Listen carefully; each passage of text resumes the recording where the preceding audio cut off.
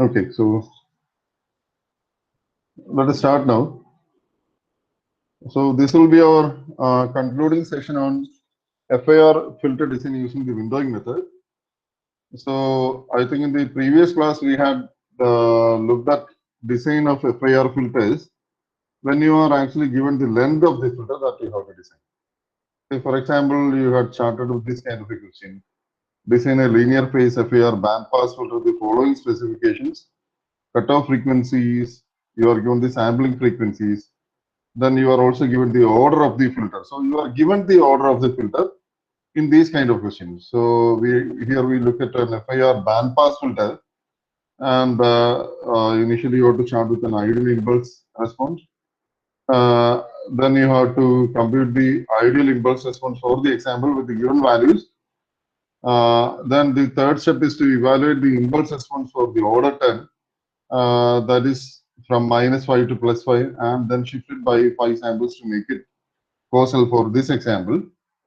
And then you modify the impulse response solutions by multiplying by the appropriate window function. So this is an example. So this is how you go about the design procedure. This is another example where you have to design an FIR band stop filter. Here also you start by defining the ideal transfer function. So to compute the ideal transfer function, so you end up with these values for HDFN here for n equal to 0 and HDN for n not equal to 0. And you can put the values as per the question for omega C1 and omega C2. Evaluate the sample coefficients, your impulse response coefficients, and then evaluate the values from -5 to +5 and shift by 5 samples.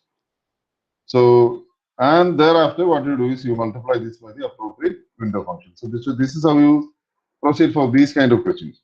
So now we move on to another type of question where you are not given the order of the filter. Instead, you have to estimate the order of the filter from the given specifications of the filter.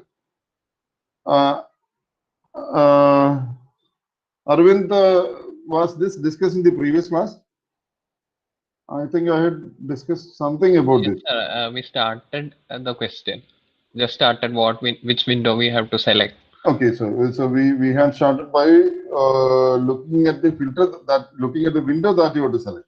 Ah, yes, So sir. for these values, what you have to look at are these columns. One for the window that is marked here. So you are interested only in the rectangular Hanning and the Hamming windows, and you require the exact transition band here. The exact transition band for rectangular window is 1.8 pi by m. For Hanning is 6.2 pi by m, and for black band it's 11 pi. Sorry, for Hamming it's 6.6 pi by m, with minimum stop band attenuations 21 dB, 44 dB, and 53 decibels respectively. And now let us look at an example, and then we'll see how to go about this kind of a question. We'll start by considering a low pass filter with a pass band specification given like this. It's 0.99 less than or equal to modulus of h of e for omega less than or equal to 1.01, for 0 less than or equal to mod omega less than or equal to 0.35. So which means your pass band edge frequency for the low pass filter is 0.3 pi, right? So pass band edge frequency is 0.3 pi. And you are also given that the stop band ripple, the maximum stop band attenuation that is permitted is 0.01. So which you have to convert that into decibels. In decibels, it becomes 40 decibels. So that is the maximum stop band attenuation that you have. So the minimum stop band attenuation that you have, that is the maximum gain that you can have in the stop band, is minus 40 decibels. So we say that the minimum stop band attenuation that you require is 40 decibels. So it means that modulus of h of e power j omega has to be less than 0.01. Or it means that the gain in the stop band has to be less than 0.01. Or in terms of decibels, the gain in the stop band has to be less than minus 40 decibels. And you are also given that the stop band rate starts at 0.45 pi. Stop band rate starts at 0.45 pi. So which means you have this band here, which is between 0.3 pi and 0.45 pi. So your transition band starts from 0.3 pi and extends up to 0.45 pi. Is it understood? So 0.3 pi to 0.45 pi. Now you are asked to design the low pass filter with the lowest order using the windows that have been discussed. So your design criterion are two factors. One is the minimum stop band attenuation that is required, and the second is the transition band here. So let us go back the table here. So here you require at least 40 decibels stop band attenuation. So minimum stop band attenuation is 40 decibel. So which means you cannot use a rectangular window because that gives only 21 decibels. You see that you can use the Hanning window or the Hamming window. Now, out of the Hanning window and the Hamming window, which one will you prefer? Arvind, I think this we had discussed in the previous one. Can you give the answer for the class? Yes, sir. Hanning window will be enough. Hanning window will be enough. The reason is that the Hanning window has got an exact transition band given by 6.2 pi by m, whereas that for the Hamming window is 6.6 pi by m. And you see that the transition bandwidth is inversely proportional to length of the filter. So transition bandwidth is inversely proportional to the length of the filter. So you see that you can manage with a lower length for the Hanning window, and for the Hamming window you will require a longer FIR filter. So which means you can use the Hanning window. So it is seen that the Hanning window gives a stop band attenuation of 44 decibels. So you can use the Hanning window. For the Hanning window, you see that m works out to be equal to 41. Okay.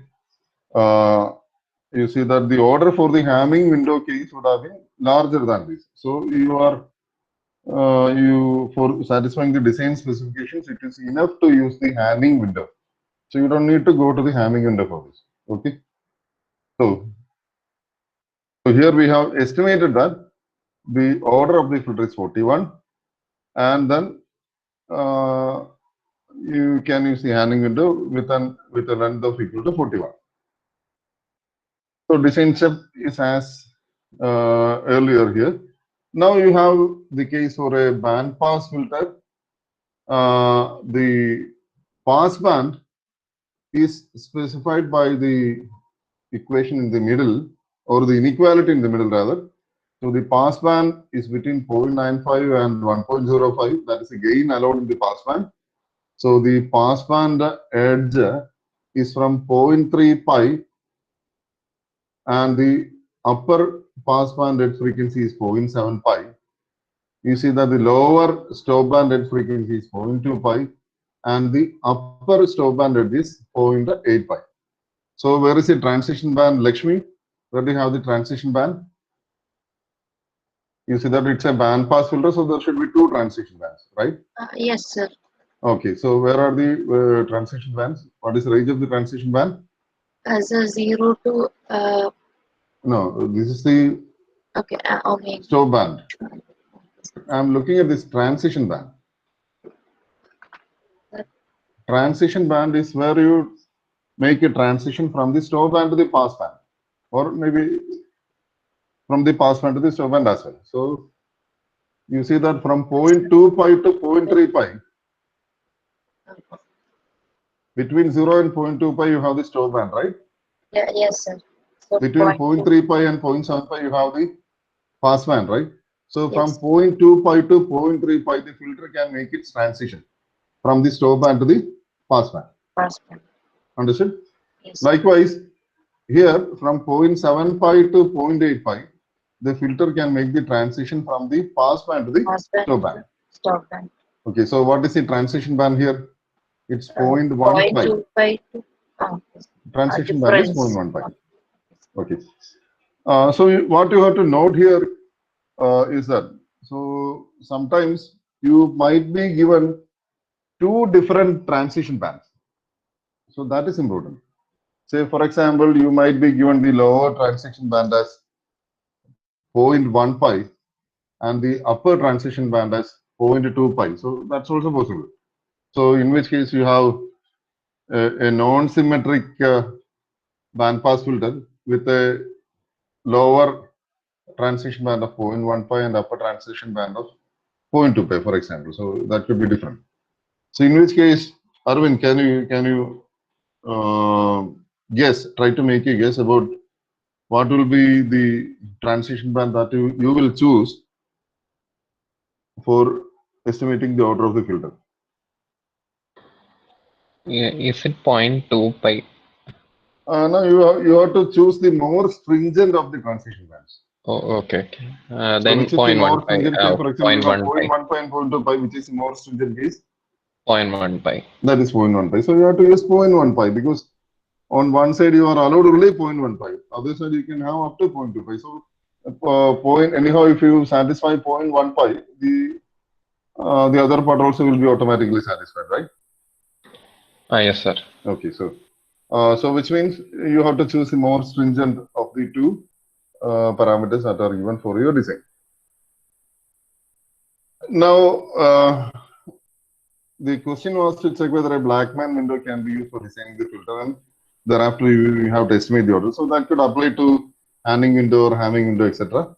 You can choose, in fact, any window for that. So the transition bandwidth is 0.1 pi. Ripple in the lower pass band is lower stop band is 0.01. And see here, there is another case here. What is the ripple in the lower stop band? The ripple in the lower stop band is 0.01. And ripple in the upper stop band is 0.02. So which is the more stringent requirement? Arvind? 0.01. 0.01 is the more stringent requirement.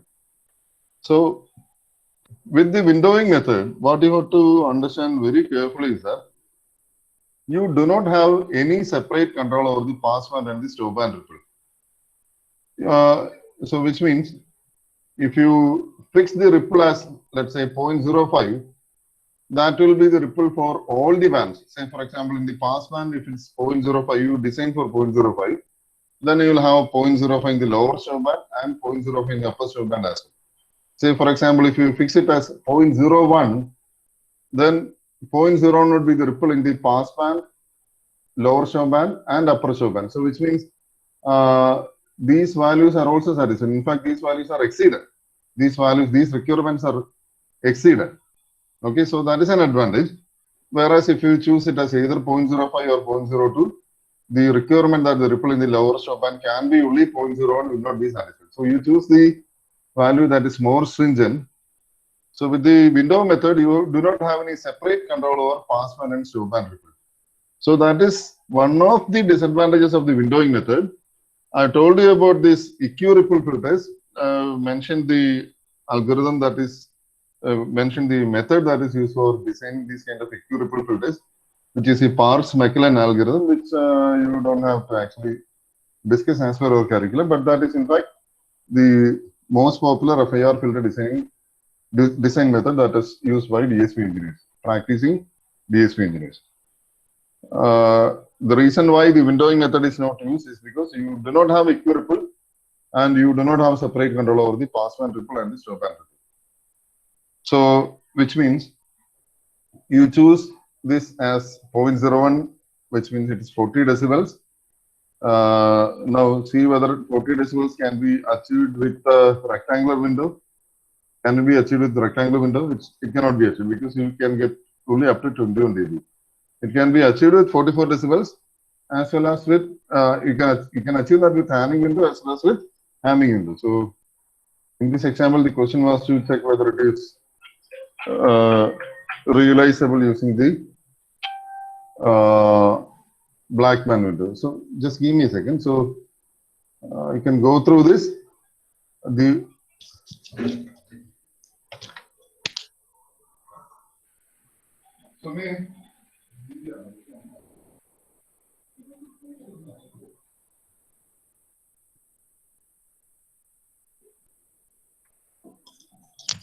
Okay, sorry about that.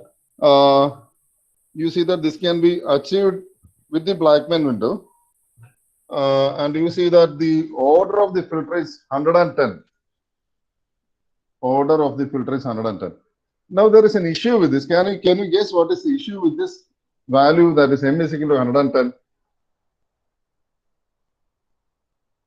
Meenakshi, are you there in the class today? Yes, sir, I'm present.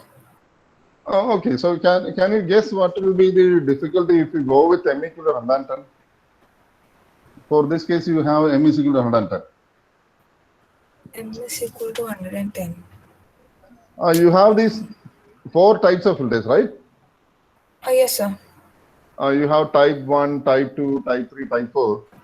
Whereas types 1 and type 1 and 3 are the cases where you have integer values for the samples. Whereas types 2 and 4, if you look at the zero phase response, that zero phase response is actually located at plus half and minus half. Do you remember that? Yes, sir, that shift is Because that has to required. be either side on the zero. So there is no sample at the Yeah. origin, and it's Yes, symmetric sir. with respect to So the by origin also. half we So have to shift. you need to have samples on either side. So you have to implement this as type 1. So type 1 you can implement Type as 1 m is equal odd to is 111. required.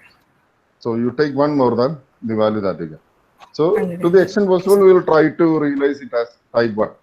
In fact, with Okay. type 2, you have a disadvantage in that you cannot realize high pass filters with type 2, right? Oh, yes, sir. You cannot Okay, so, realize. sir, can we take the assumption that type 1 is required? It's not essential, but it is easier to design. Our computation Okay. becomes easier. Okay, sir. But if you were asked to design a high pass filter, then this m equal to 110 will not be giving you a high pass filter. Don't you understand that? Yes, sir. Because Okay. when m is even, because of that 0.5 term, so you have cos omega n minus 0.5 or sin omega n minus 0.5, etc. So because that n minus 0.5, that creates these Integer values to values. become 0 at omega equal to 5. Understood? Yes, sir. Right. So you will not be able to design these high pass filters, or you will not be able to design these band stop filters with type 2 filters. So whereas with type 1, you can design all kinds of filters. Okay. So therefore, to the extent possible, we will try to make it as type 1 by adding 1 to the value of m if m is equal to even. So here we will design with m equal to 111. Another example is this type 2 bandpass filters. You see that again the ripple requirements are different for the pass band and the stop band. You see that the ripple requirement here is much lower. It is 0.0025. It's about 50% of this value. So you have to select this as 0.0025. So which means it is 52 decibels. So you see that you cannot use the Hamming window, whereas Hamming window just about satisfies this, because Hamming window can give a minimum stop band attenuation of 53 dB. So you have to ensure that you have at least a stop band attenuation of 52 dB. So which means you can use the Hamming window, but you cannot use the Hamming window, right? So regarding the transition band, you have values of 0.15 pi for the lower transition band and 0.2 pi for the upper transition band. So which means the more stringent one, that is 0.15 pi, is selected. So you end up with a value for m equal to 44, and the length of the filter is taken as 44. If you need to implement this as type 1, you have to ensure that this is 45. It is 45. 44 plus 1 is 45. And now these are the calculations. So these are the impulse response solutions that you get. Anyhow, these are the values that you get for the filters. Like for example, another example is to design this band stop filter. So the procedure is almost the same. So we will skip this problem, which you can go through the lecture notes, which I will share with you after I complete the discussions on the windowing method, that is today. So I will share the slides for module 3 after we complete the discussions on windowing method. So I plan to complete the discussion on windowing method today. Okay, so this is also following the same pattern for the design. Now we will look at some special questions. We will look at two kinds of FIR filters. One is a digital differentiator and the second is the Hilbert transformer. So we look at the digital differentiator and the Hilbert transformer. Now, let us consider a signal e raised to j omega n. Let's consider a continuous signal e raised to j omega t. E raised to j omega t. Now, let us compute d by dt of e raised to j omega t. What is d by dt of e raised to j omega t? Roshan? Hello, sir. I have a system to which I am going to apply e raised to j omega t as my input. E raised to j omega t is my complex exponential. That is my input. And now that system performs a derivative of the input, which is e raised to j omega t. So any input that is applied, I will get the derivative of the input at the output, right? Yes, sir. Roshan, am I audible? Yes, sir. Because I can't hear you. Actually, can you speak a bit louder? Or maybe it's Sir, am I not audible? Now you are okay. Okay. Now, so if the input output will is be omega t, what is the output if it is differentiated? j omega into J e omega raised t to raised j to omega omega t. So, which means you are A complex output itself. j omega. And So the that's a exponential. anyhow. After all, e raised to j omega t itself is a complex valued signal. Okay, Yes. the input itself is a complex valued signal. The output is also a complex valued signal. Now, as per our definition of the transfer function of the system, how do you define the transfer function? System function or transfer function, or maybe frequency response of a system. The output by the input. Which is y of t by x of t. Are you saying the transfer function is y of t by x of t? No, in the frequency domain, we usually express it in the frequency No, domain. that's this again. I am going to emphasize this once again. So please listen to this very carefully. I've been trying to emphasize the point that the transfer function, the definition of the frequency response of a system is the definition of the frequency response of a system is h of e power j omega or h of omega is equal to y of t by x of t when x of t is equal to e raised to j omega t. Roshan, do you remember this? Yes, sir. Y of t by x of t when x of t is equal to e raised to j omega t. Now, what is so special about e raised to j omega t? E raised to j omega t is the eigenvalue any linear time invariant system. Okay. Yes. So, what will therefore constitute the frequency response? The frequency response is therefore frequency response at a particular frequency omega naught is therefore the eigenvalue. It's therefore the eigenvalue. Whereas e raised to j omega t, e raised to j omega naught t was one of the eigen functions. Then e raised to j omega naught t was one of the eigen functions. Then h of e raised to j omega naught is the eigenvalue for that particular eigenfunction. Is that understood? Yes, sir. Now, when it is a digital differentiator, you see that this eigenvalue is equal to j omega because our input was equal to e raised to j omega t. The output was equal to j omega into e raised to j omega t. So the ratio of the output to the input when the input was e raised to j omega t is j omega. J omega, right. So you can say that the frequency response of the ideal digital differentiator. So we'll approximate that to the discrete world as well. So you say that the frequency response of the ideal digital differentiator HD of e power j omega is equal to j omega for minus pi less than omega less than pi. Do you understand this? Yes, sir. Okay. Now, what is therefore modulus of HD of E for j omega? It is therefore the modulus of j Omega. omega, right? Yes, sir. Omega. And modulus of j omega is equal to omega. That is omega. That's positive value for omega. Modulus of j omega you can write as that's equal to modulus of omega, right? Yes, sir. Modulus of j omega is equal to modulus of omega. So what it means that the magnitude response is mod omega. So as omega increases, what happens is that mod omega also Increases. increases in a Increases. straight line. It increases as a straight line, right? Yes, sir. And that also increases in the negative direction as a straight line. So it's a V-shaped magnitude spectrum. Is that understood? Yes, sir. Okay. Now, what I am concerned about is the phase response of the ideal digital differentiator. And now I will ask this to someone else. Helena, Saju, Helena class hello. Helena, what about the phase response?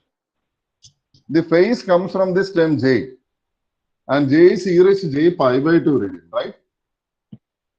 Yes. ശരിയല്ലേ? അതെ. Sure. J is e raised to j pi by 2. That is cos pi by 2, which is equal to 0, plus j sin pi by 2. Sin pi by 2 is equal to 1. So J is equal to e raised to j pi by 2. So what is there for the frequency response? The frequency response is therefore pi by 2 radian throughout, right? For all frequencies from minus pi to plus pi, the frequency response should be equal to pi by 2 radian. Yes. Is that understood? The Yes, sir. frequency response is equal to pi by 2 radian. So if you look at the zero phase response, the zero phase magnitude response will be a V-shaped plot for the magnitude response, and the phase response would be uniformly equal to pi by 2 radian. Is that understood? Yes. There is no provision to draw this and explain because I forgot to bring that graphics tablet from the college today. So pardon that, but I think you can appreciate that. The phase response, the zero phase response, or maybe I will try to draw this on paint. Let me see if I can draw this on paint.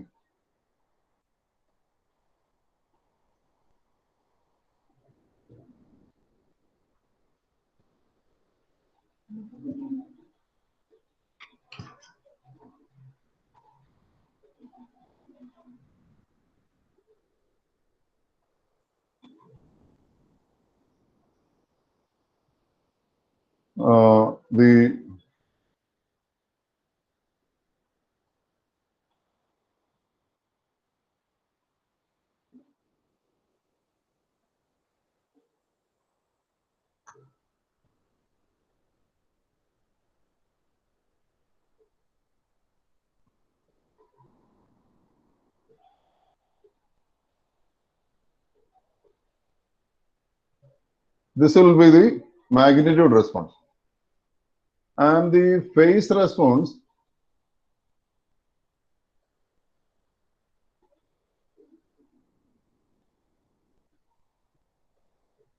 would be identical this one, whereas this is equal to pi by 2 radian. So this will be equal to, this is pi by 2, right? Is it understood? Phase response is identically pi by 2 radian. So which means now you are looking at types 3 and type 4, because if you shift this by, let's say, m by 2 samples to the right, to the positive direction, then that will introduce a linear phase shift that passes through pi by 2 radian. This will introduce a linear phase shift that passes through pi by 2 radian. But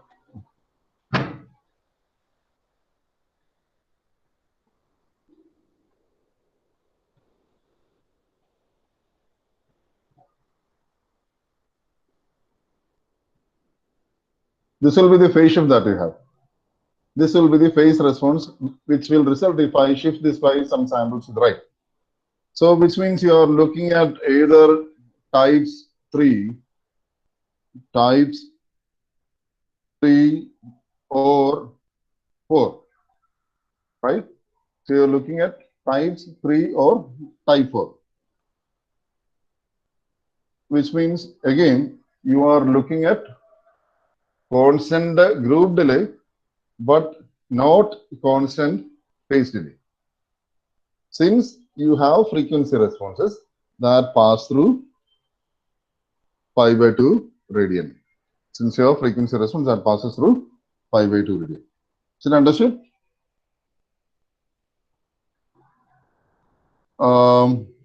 Helena? Yes, sir. It's understood. Okay. So, now let us see how to design a digital differentiator with a Hamming window of length 21. So, you are asked to design a digital FIR differentiator with a Hamming window of 21. So, obviously, since it is types 3 and type 4, you will be looking at anti-symmetric impulse responses for the zero phase response. Now, let us see how you can design this.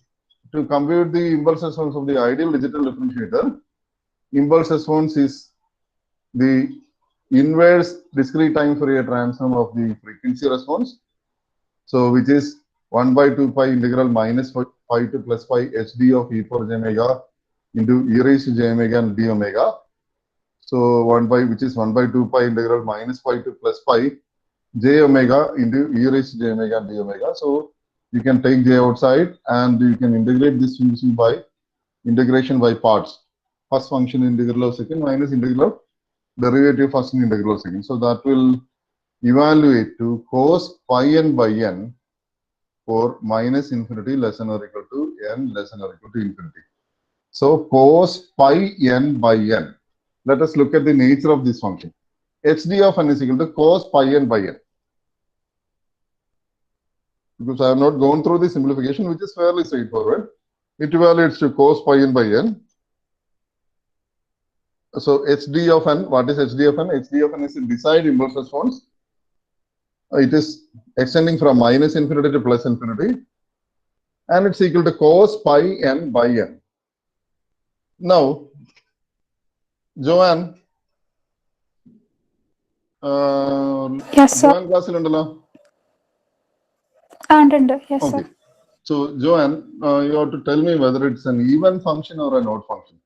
So, hd of n is equal to cos pi n by n. You have to tell me whether hd of n is an even function or an odd function. So, cos pi n, let us look at the numerator. What about the numerator? Is it an even function or an odd function? When do you say it's an even function? You say that it's an even function when h of n is equal to h of minus n, right? Yes, sir. Hello. So, cos pi Yes, sir. into, let me put some numerical value for n. So, let me put cos pi into n is equal to 1. So, what is that cos pi? Cos pi is? What is the value for cos pi?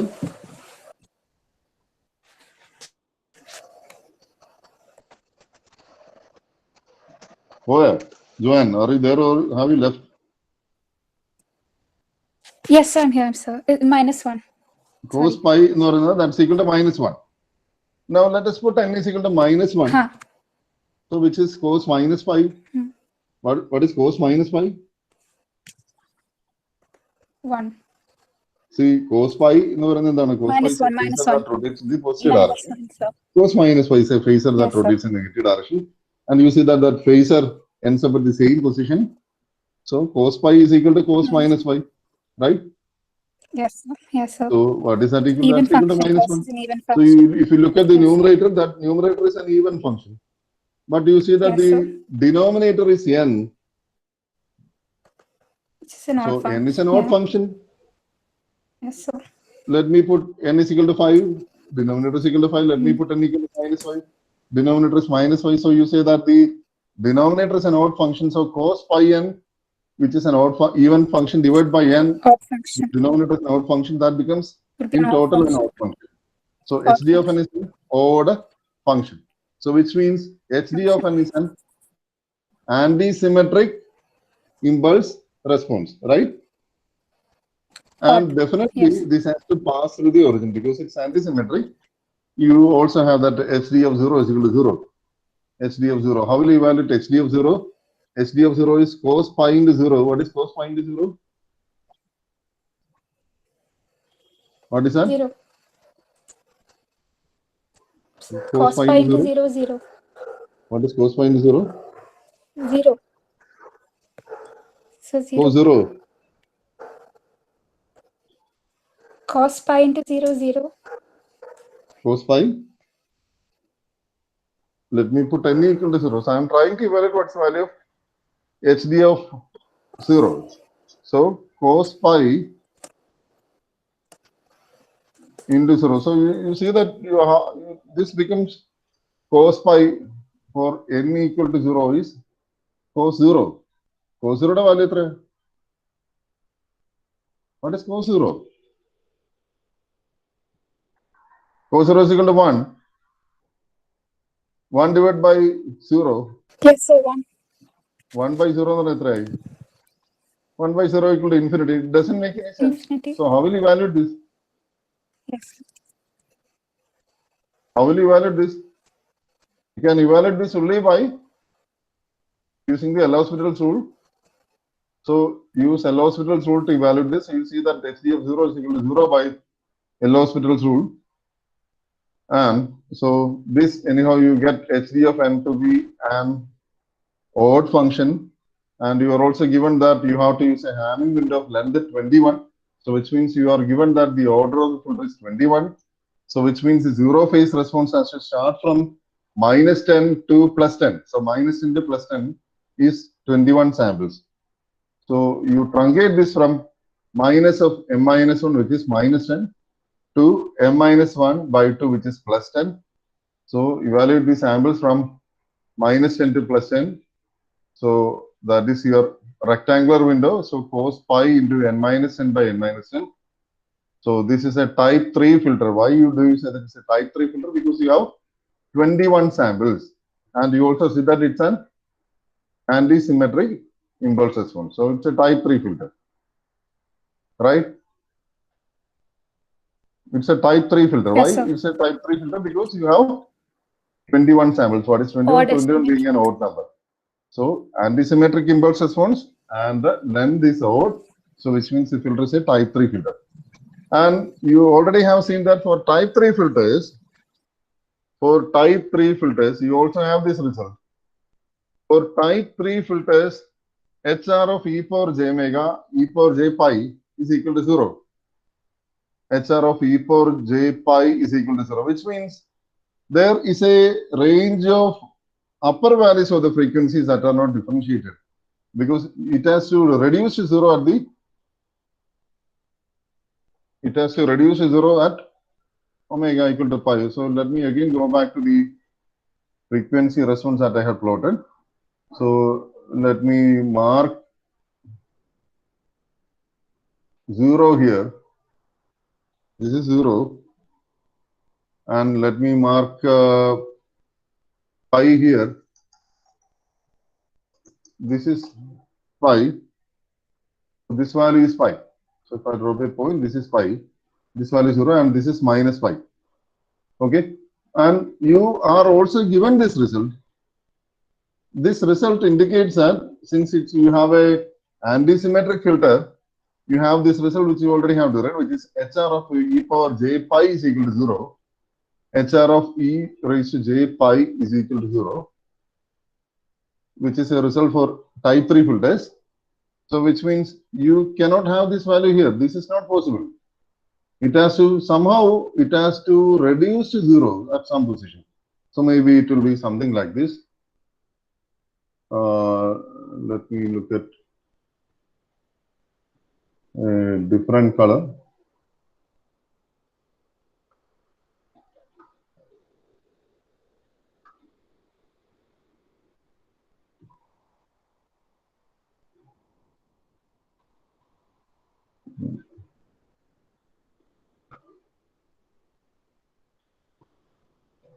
you most probably will end up with something like this.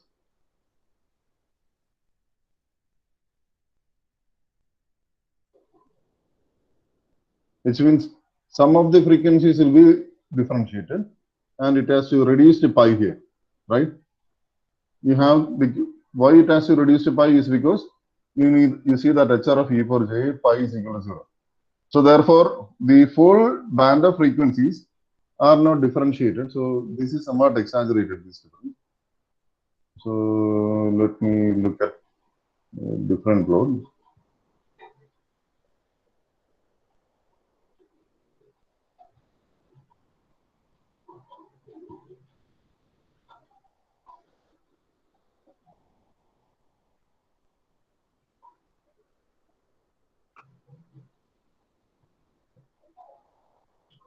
To roughly follow this until it drop to pi like this. So what we'll be having is something like this. Instead of this linear float, what we'll be having is a response like this. It will reduce to 0 at pi. Okay. So hence the full band of frequencies are not differentiated. Now further, when m is even, if you have the value for m is even, m as even. So for our example, m was equal to 21. So that is odd. But however, if m was even, then m minus 1 by 2 is a multiple of 1 by 2. M minus 1 by 2 is a multiple of 1 by 2. M minus 1 by 2 would be half into some value. So it's a multiple of 1 by 2. And hence you will end up with a 0 value for all the coefficients.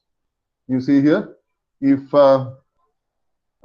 you had the value for m as even, then h rectangular of n would have been equal to 0 for all values of n, because this n would be some multiple of 1 by 2. n would have taken values of 1 by 2, 3 by 2, 5 by 2, etc. So cos pi into 1 by 2, the whole thing would have reduced to 0. So all the samples of the rectangular filter would have been equal to 0. So what is your conclusion? Your conclusion also is that m cannot be even. M has to be definitely odd for designing digital differentiators using windowing method. So which means you cannot design digital differentiators if the length of the filter is even.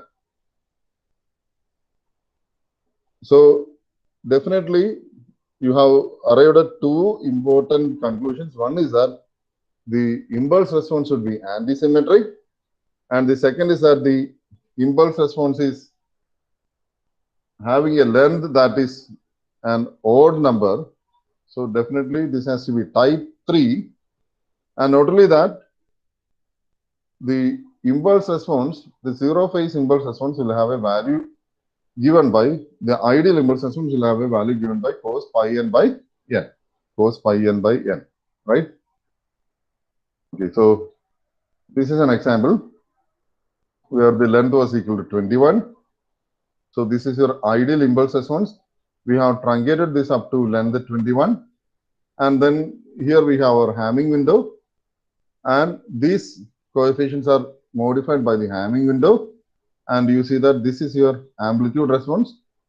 You see that the amplitude response, instead of differentiating all the frequencies, the amplitude response shows that maybe the values up to these frequencies are differentiated and the values from this value to pi radian are not differentiated. I hope that is understood. Okay, so now we look at Hilbert transformers. That is the next special kind of filter. So let me pause for a second and I'll wait for a feedback. Do we need a further discussion on differentiators, digital differentiators? Or maybe I will check by asking a few questions. How the first question is to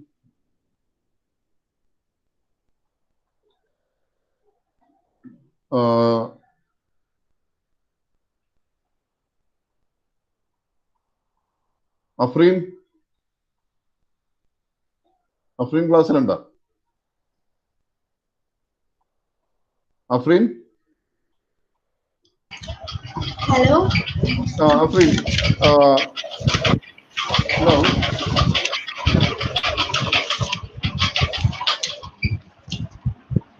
Okay.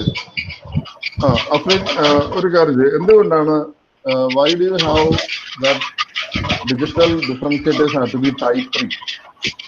Can you answer that? Why is it necessary that digital differentiators are type 3? Type 3 because sir, other even function, even output എങ്ങനെയാണ്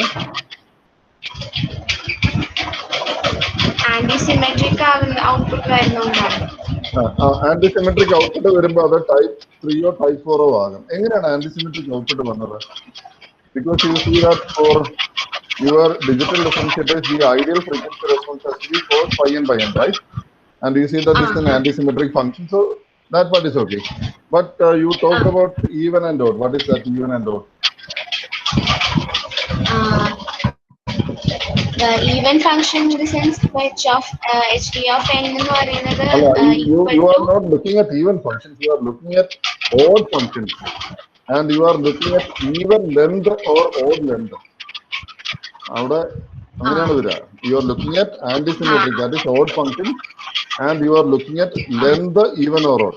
So if the length is even, you are looking at type 4. If the length is odd, you are looking at type 3. Type 3. So you are saying that it has to be type 3 or type 4. Digital differentiated type 3 odd. Length has to be odd. Length has to be odd. Why can't the length be even? Even. Why can't the length be even? So the answer lies here. So cos pi n by n എന്നുള്ള value. Cos pi n by n. So when if you look at the zero phase digital differentiator, then this n would take multiples of 1 by 2, integer multiples of 1 by 2 as the value. For example, n could be 1 by 2 or plus or minus 1 by 2. N could be plus or minus 3 by 2, plus or minus 5 by 2, etc. So if cos pi into 1 by 2, that is equal to cos pi by 2, that's equal to 0. Then again cos 3 pi by 2 is equal to 0. Cos 5 pi by 2 is equal to 0. Which means if n is a multiple of 1 by 2, then all the samples of HDFN would be equal to 0, right? Yeah, I see. Okay, so which means we cannot have even length for the digital. So definitely it has to be odd value, right? Okay, and you had also noted another fact, another observation, which is that all the frequencies are not differentiated. Why is it that all frequencies are not differentiated? Which is where we had gone to this and seen that all frequencies are not differentiated. Instead a range of frequencies marked from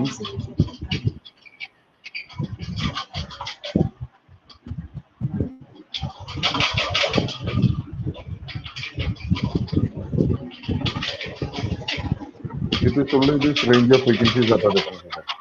This range from 0 to this value are not differentiated. Why is it that the entire range of frequencies is not differentiated? Can you answer that?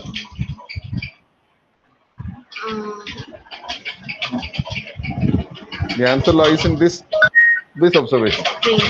For type 3, this you have already derived. You see that HR of e power j pi is equal to 0 for type. So which means HR of e power j pi has to reduce to 0.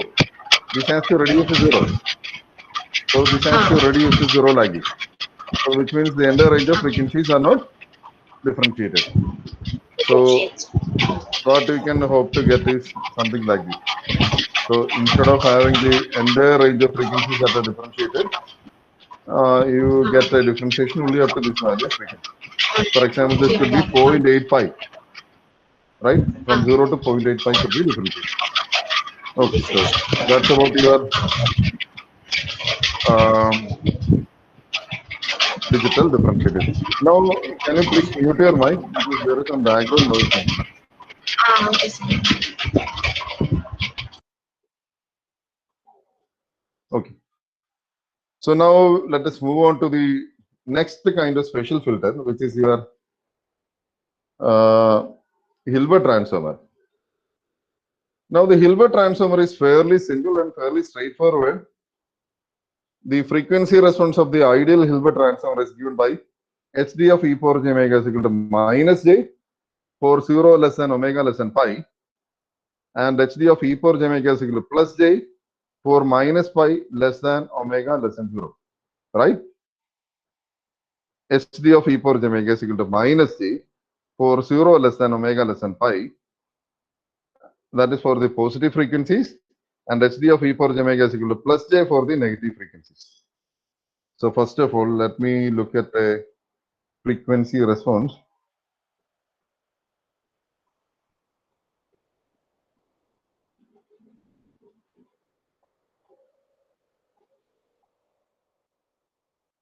So what we are looking at is a,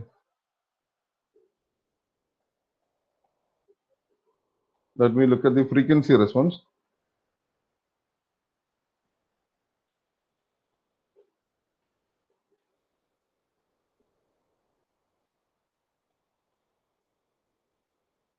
Let me look at the magnitude response. So what is the magnitude of plus j? That's equal to 1. What is the magnitude of minus j? Again, that's equal to 1. So the magnitude spectrum would be identically a straight line.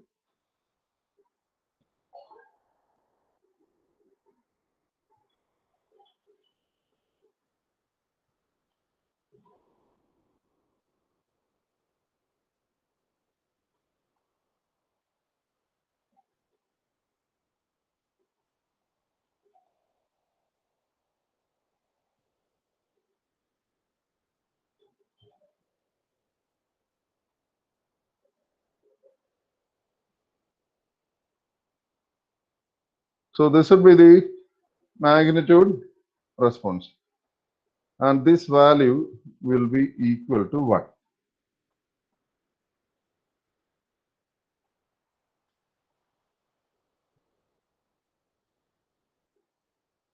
This value is identically equal to 1. This is equal to 1 throughout, from minus infinity to plus infinity, right?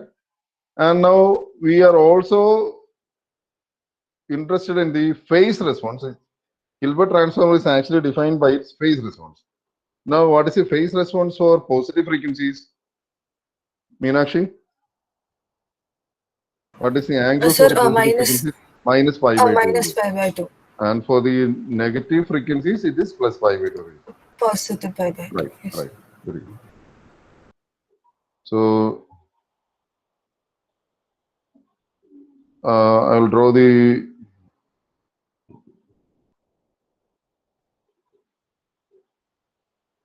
negative frequencies, it is plus pi by 2 radian. For the positive frequencies, it is minus pi by 2 radian. So here you have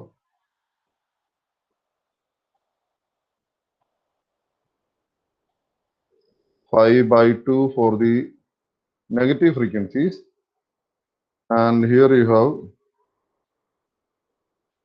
minus pi by 2 for the positive frequencies. So what does it indicate? Meenakshi, you can you continue further? What does this indicate? We have made two observations. One is that the magnitude response is 1 throughout. Positive Yes, sir. frequencies, magnitude response is 1 throughout, from minus infinity to plus infinity, right? Yes, sir. Magnitude response is 1 throughout. And the phase Right. response is minus pi by 2 for the positive frequencies and plus pi by 2 for the negative frequencies. Negative frequency. Yes, Okay, sir. so So can it's you like make inverted. out what happens to the signal if it is applied to a system like this? This is a system It is response shifted by pi radians, or like by pi inverted by 2 radians. It's shifted by by pi by 2 radians. pi by 2 Pi by radians. 2 radian Yes, sir. for all frequencies are shifted by. What is shifted by minus pi by 2 radian? What does it indicate? It indicates that all frequencies are delayed by pi by 2 radian, right? Because Yes, you have sir. minus pi by 2. So this indicates that all the frequencies from 0 hertz to infinity. So in our case, it is a digital filter. So from 0 hertz, 0 to pi by 2 radian, from 0 radian to pi by 2, 0 radian to pi radian, all the frequencies are delayed by how many? What angle? They are delayed by 90 degree. 90 degree. Yes, sir. All frequencies are delayed by 90 degree. So what this device will delay all frequencies by 90 degree. That is what it will do. So if you have sine omega 0t plus sine 2 omega 0t plus sine 3 omega 0t, you will get sine omega 0t minus pi by 2 plus sine 2 omega 0t minus pi by 2 plus sine 3 omega 0t minus pi by 2, which means all frequencies are delayed by pi by 2 radian. Do you understand this? Yes, sir. Okay, so now we'll see why this Hilbert transformer is important. Actually, you have studied Hilbert transformers in your subject analog communications. Rajesh Mohan sir alle ningale പഠിപ്പിച്ചത്. അല്ലേ Lakshmi? Lakshmi? Sir, Ade sir. Okay. അപ്പോൾ നിങ്ങൾ single side band മോഡുലേഷനെ കുറിച്ചൊരു സാധനമൊക്കെ പഠിച്ചല്ലോ. You would have studied about SSB. Yes, sir. Now, what is the Like- advantage of SSB?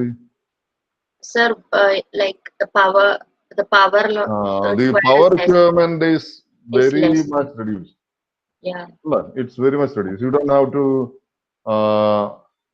send the carrier. You don't have to send the one of the sidebands. Side So bands, just yeah. one sideband is Only enough. one is So needed the power is more effectively utilized. So in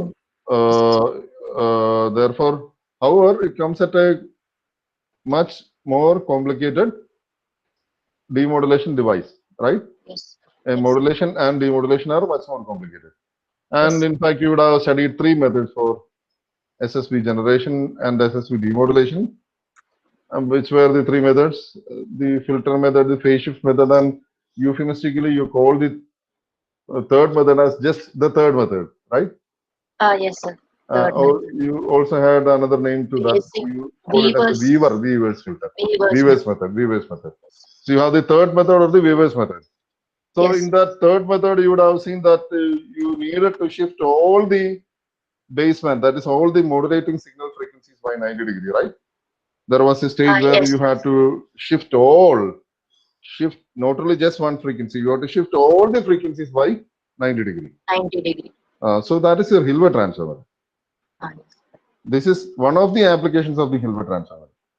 In fact, there are many applications which you will find as if you study higher papers on signal processing, you will see why this Hilbert transformer is very relevant. It's in fact very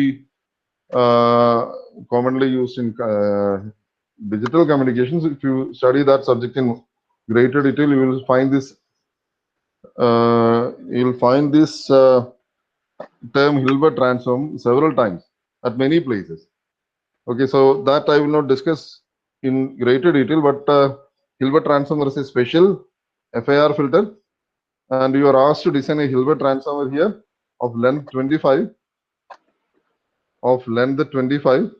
So let us see what is the impulse response of the ideal Hilbert transformer. So again, you find out the impulse response like this: 1 by 2 pi integral minus pi to plus pi SDF e power j omega e raised to d omega, which is the inverse DTFT of SDF e power j omega. You know what is SDF e power j omega. So that is equal to plus j for the negative frequencies and minus a for the positive frequencies. And this evaluates to, this is the value, 2 by pi sine squared pi n by 2 by n. Okay, Lakshmi, now let me ask you this. HDF, is it an even function or an odd function? So since it's sine square, The numerator has to be an even function. Sine Yeah. square, since it's sine square. What about the Yeah. denominator? It's an odd function.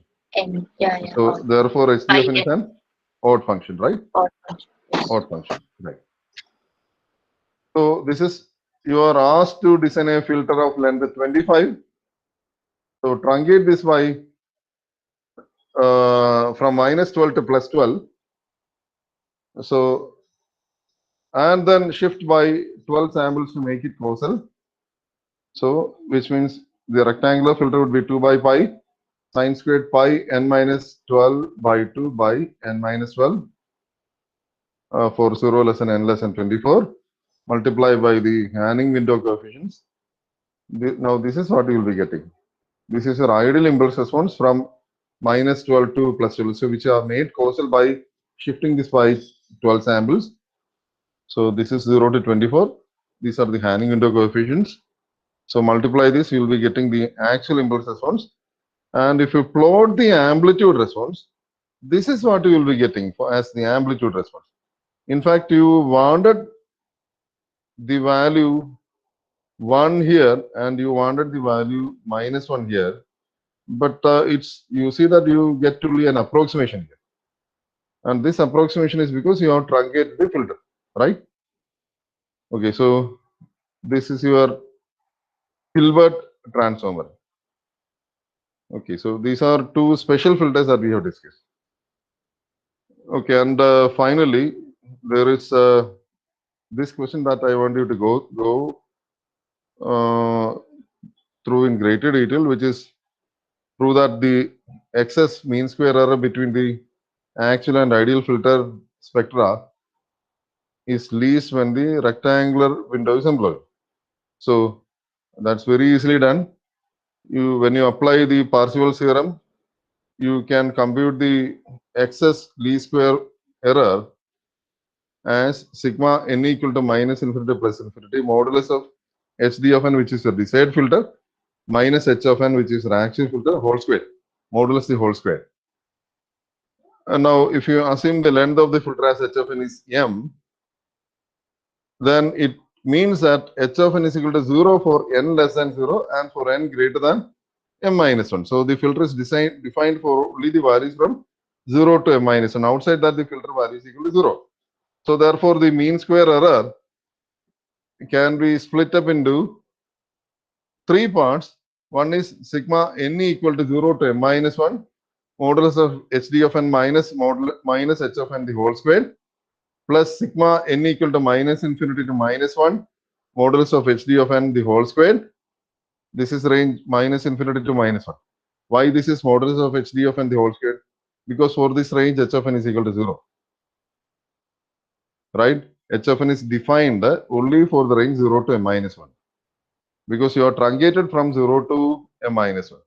Or let's say you are truncated from minus m minus 1 by 2 to plus m minus 1 by 2.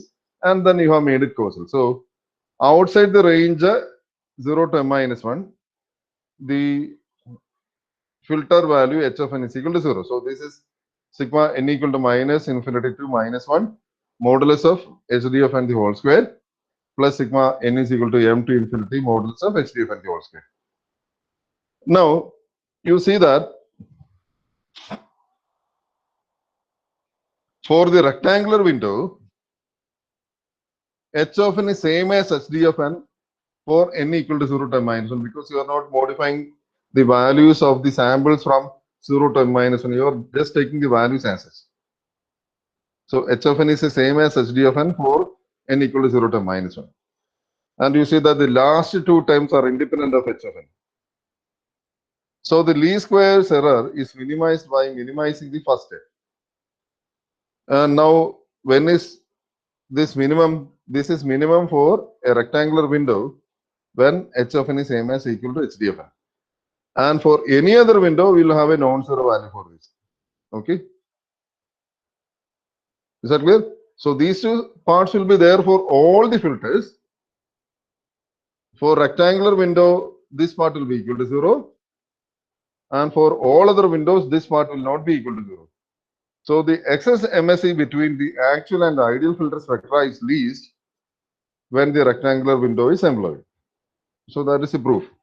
Now the question arises, if that is the case,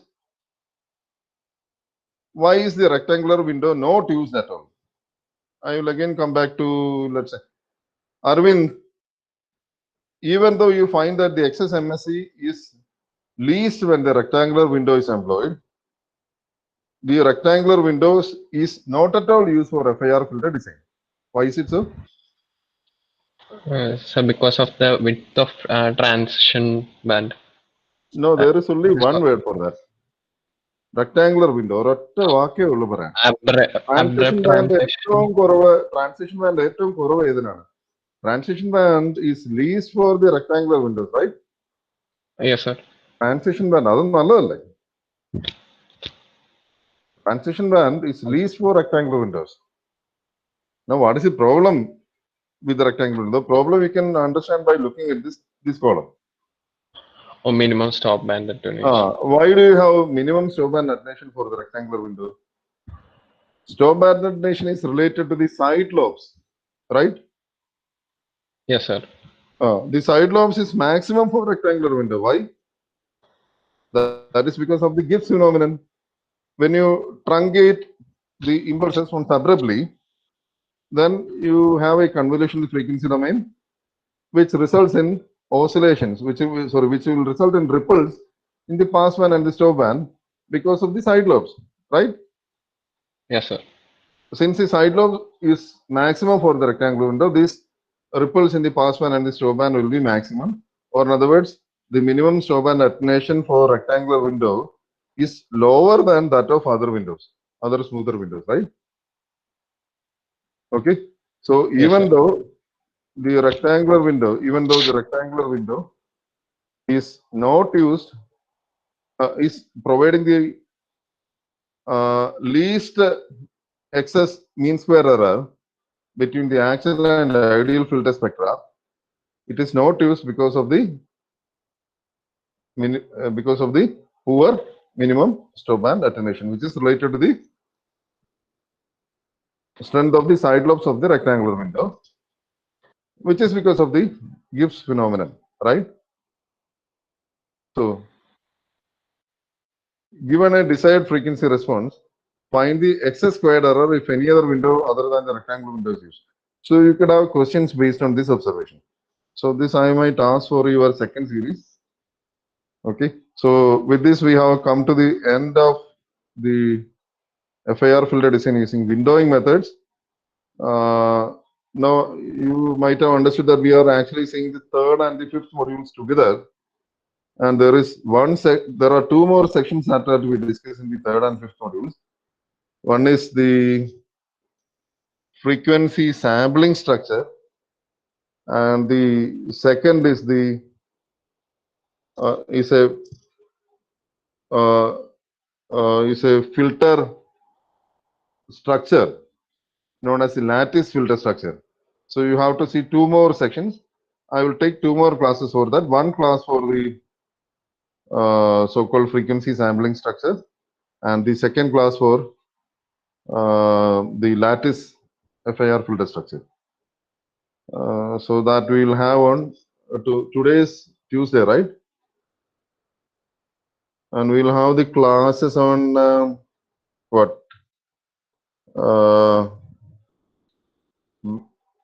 Thursday evening and then Friday evening. So you will have your exam on Saturday evening. So please inform everyone that they have to write the exam on Saturday evening. Okay, Lakshmi, can you Okay, will be sir. able Yeah, to do yeah, that, I right? can.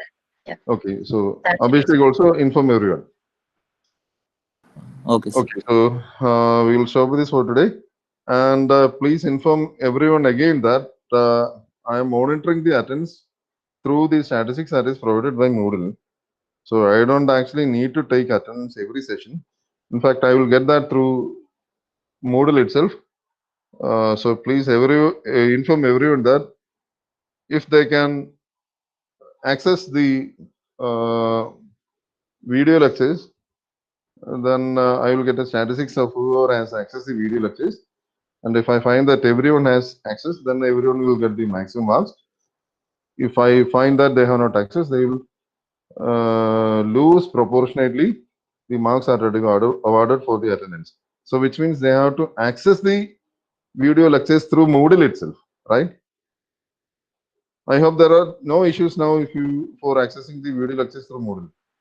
No, sir, we On can the- access all the videos. Okay, That's right. Okay. problem. So earlier there was some issue which Yeah, sir, it I was noticed hidden, only I when guess. Abhishek pointed out. Yeah, yeah. The Okay. videos were Okay. not available. But it was Okay. there on your YouTube channel though. It was there, but you might It not wasn't accessible through Moodle. through Moodle, right? Right. Okay, so we'll show up this for today. Okay, so we'll meet again on